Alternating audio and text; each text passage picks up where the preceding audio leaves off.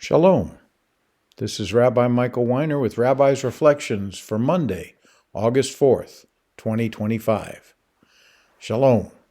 Psalm 34, verses 1 and 2, Part 1. Of David, when he feigned insanity before Abimelech, who drove him away, and he left. I will bless Adonai at all times.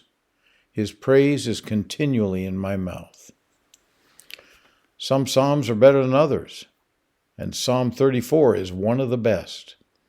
I'm really pleased to have reached this season to meditate on the genius expressions of praise found in Psalm 34. According to the introduction, David was beyond ecstatic that he was successful in feigning insanity before priest Abimelech. More on that in a moment.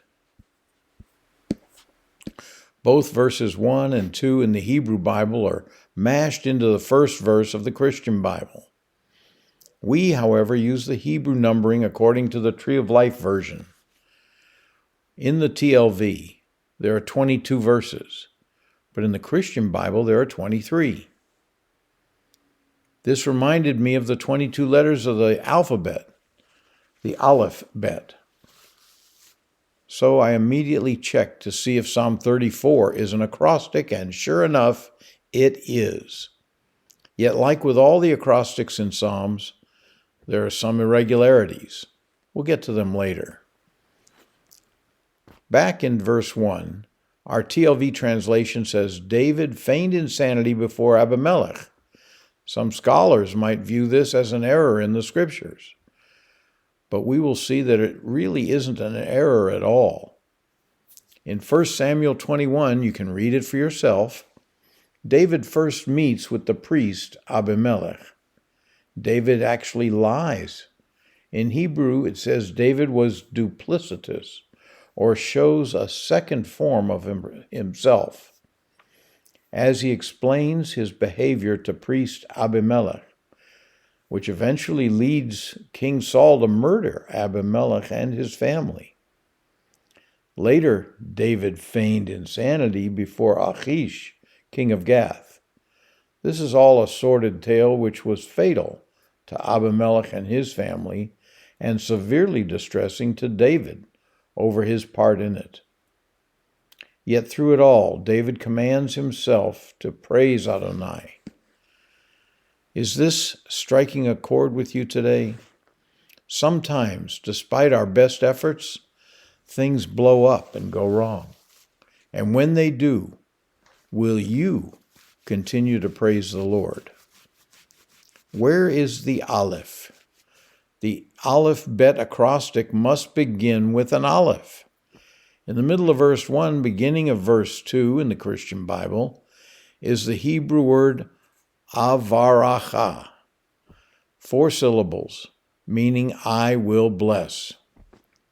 Every first-person future incomplete action, future is always incomplete action, Hebrew word begins with an Aleph. And what will I do in the future?